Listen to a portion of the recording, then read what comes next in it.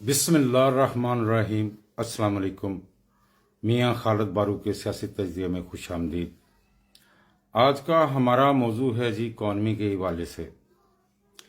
جیسا کہ آپ دیکھ رہے ہیں کہ حکومت پاکستان نے غیر ملکیوں کو پاکستان سے نکلنے کے لیے جو غیر قانونی طور پر مقیم ہیں ان کو نکلنے کے لیے 31 اکتوبر کی تاریخ دی ہوئی ہے۔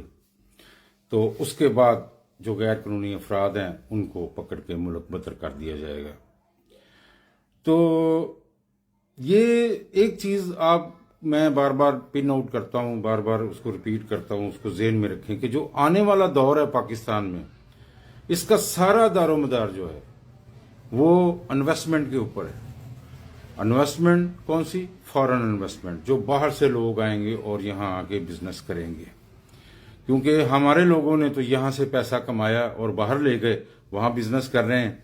تو اب ہم نے پینترا بدلا ہے کہ لوگوں کو کہا کہ آپ پیسہ لے کے آؤ اور ہمارے ملک میں لگاؤ۔ ہم نے تو نہیں لگانا، ہم نے تو باہر انویسٹمنٹ کی ہوئی ہے۔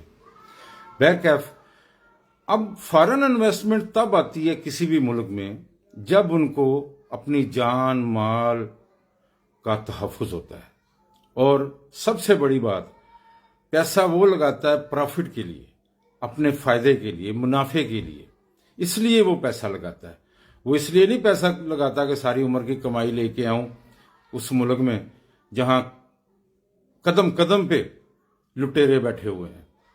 اس وقت جو ہمارے پاکستان کا ماحول ہے اور جو ہمارے لوگوں کی اس وقت سائیکی بن گئی ہے، ایک ماحول بن گیا ہے کہ لوٹو ایک دوسرے کو، آدم خور جیسا ماحول کیا ہوا ہے، انسان کا گوشت کھا رہا ہے۔ اس طرح سے ہم زندگی گزار رہے ہیں اس ملک میں، اور اس کے ذمہ دار عوام نہیں ہیں، ہمارے حکمران ہیں جو آج تک اس ملک پر حکومت کرتے ہیں۔ انہوں نے اپنی ذاتی خواہشات، اپنے خاندانی معاملات، اپنے معاملات بس دیکھے ہیں، انہوں نے عوام کا نہیں سوچا۔ اچھا، اب کرتے کرتے ہم اس جگہ پہ آ گئے ہیں کہ اب اس کے بغیر گزارا ہی نہیں، عوام کا سوچنے کے بغیر گزارا ہی نہیں ہے، یہ ملک نہیں چل سکتا۔ اگر اب بھی اس ملک کی عوام کا نہ سوچا گیا، بے حسی اس ملک کے لیے، اس ملک کے عوام کی بے حسی انتہا کو پہنچ چکی ہے۔ کچھ بھی ہو جائے اس ملک کے ساتھ، عوام کو کوئی لینا دینا نہیں ہے۔ یہ اس سے زیادہ کیا بے حسی ہوگی؟ تو اب جو فیصلے ہوئے ہیں، جو میں سمجھتا ہوں کہ رائٹ ٹائم پہ رائٹ ڈیسیژن لیے گئے ہیں، اور باہر کی انویسٹمنٹ کو کہا گیا ہے کہ دیکھیے جو عرب ریاستیں ہیں نا، وہ اتنی ریاستیں ہیں اور اتنا پیسہ ہے۔ لوگ سمجھتے ہیں پیٹرول کا پیسہ ہے، پیٹرول کا پیسہ سعودیہ کے پاس ہوگا، ابو ظبی کے پاس ہوگا۔ دبئی کے پاس کیا ہے؟ دبئی کا جو پیٹرول ہے وہ تو اندرونی ضروریات پوری کرتا ہے، وہ ایکسپورٹ نہیں کرتا۔ ابو ظبی کے پاس پیٹرول ہے، تو اس نے ڈیپینڈ کس کے اوپر کیا؟ بزنس کے اوپر۔ سنگاپور نے کس کے اوپر ڈیپینڈ کیا؟ بزنس کے اوپر۔ ہانگ کانگ نے کس کے اوپر ڈیپینڈ کیا؟ بزنس کے اوپر۔ بنجر زمینیں تھیں، سنگاپور کیچڑ سے بھرا ہوا تھا، ہر وقت بارشیں ہوتی رہتی، بندہ کوئی نہیں آتا تھا، لیکن انہوں نے ایک پالیسی بنائی اور اس پالیسی کو کنٹینیو کیا۔ سب سے پہلا قدم جو ہوتا ہے وہ ہوتا ہے جو ٹورزم کے لیے ہمارے ملک میں تھا۔ دیکھو، وہ بزنس کے لیے آیا یا وہ دیکھنے کے لیے آیا یا گھومنے کے لیے آیا، وٹ ایور، وہ ٹورزم ہے۔ دبئی کے اندر ایک جو گیسٹ ہے، جو ٹور ہے، وہ اگر ایک بھی بندے کے خلاف شکایت کر دے، جب تک اس کی شکایت رفع نہیں ہوتی، اس کو جا کے نہیں بتایا جاتا کہ جناب یہ آپ کا شکایت کا ازالہ کر دیا گیا ہے، تب تک وہ معاملہ ختم نہیں ہوتا۔ ہر پولیس اسٹیشن میں دبئی میں ایک ٹورزم پولیس بھی ہے۔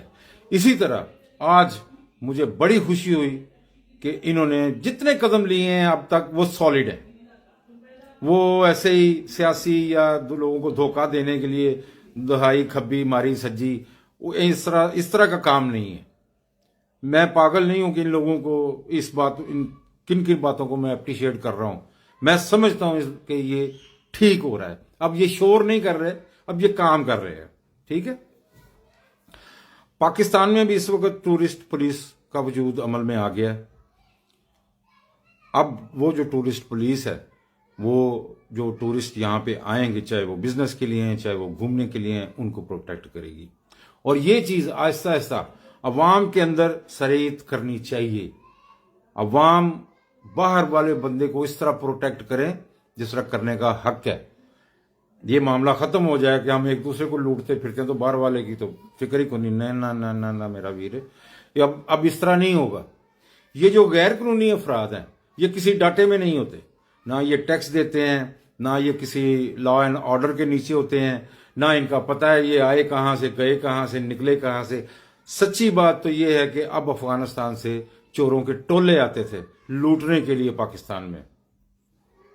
गए कराची शहर में, गए कहीं भी गए, किसी बड़े शहर में लूट मार की, मोटरसाइकिल उनको वहां मिल जाती है, असला उनको वहां मिल जाता है, आओ मारो 2-4 बंदे लूटो और अफगानिस्तान चले जाओ, कोई पूछने वाला नहीं। यार इस तरह का मुल्क दुनिया में है कहीं? स्मगलर जो मर्जी ले आए, उनको कोई पूछने वाला नहीं। जो एयरपोर्ट से लेके आता, ड्राई पोर्ट से लेके आता, उसके ऊपर इतना टैक्स है। ये किस तरह से, बस वो अल्लाह ही है इस मुल्क को चलाई गया है। बहरकैफ अब मैं अपने पॉइंट पे आता हूं। ये जो इन्वेस्टमेंट वाले हैं ना, ये इस तरह नहीं इन्वेस्टमेंट लेके आएंगे कि जो मर्जी आया जो मर्जी करके चला गया।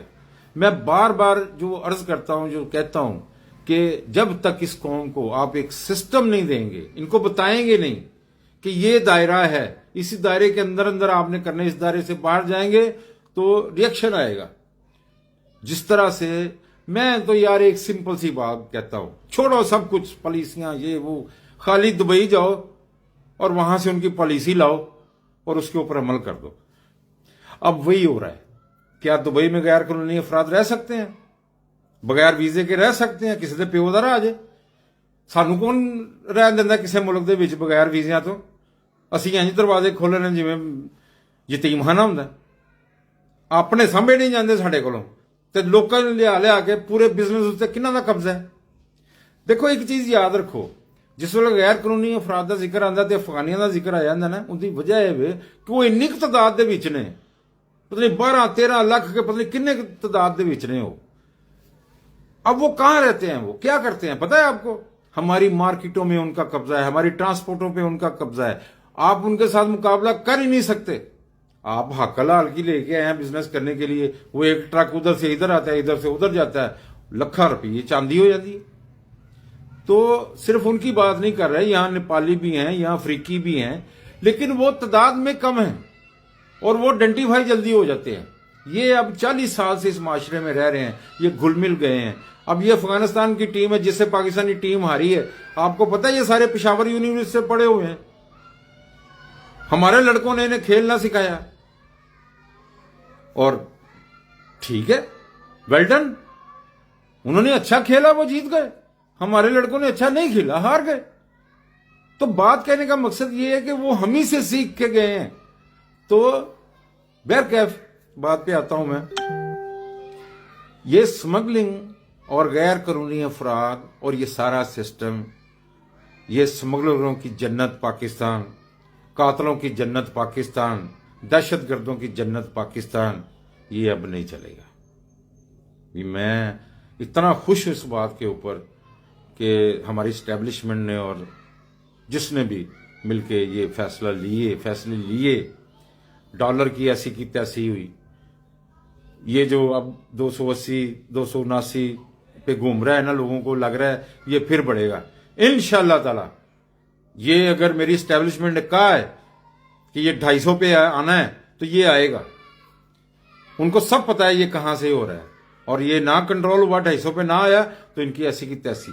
तो बहरकैफ सर इन्वेस्टमेंट आ रही है, और ये सिस्टम को आप उसी तरह देखें जिस तरह मिडिल ईस्ट में उन्होंने एक स्ट्रक्चर बनाया और एक सिस्टम लेके चले।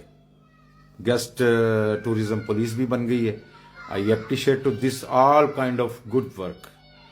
Well done establishment, well done फैसला करने वाले। गुड। पाकिस्तान जिंदाबाद, ऑलवेज। इंशाअल्लाह।